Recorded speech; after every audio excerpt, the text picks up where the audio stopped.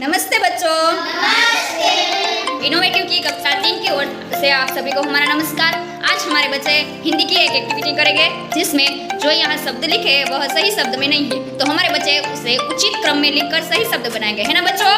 Yes. Start.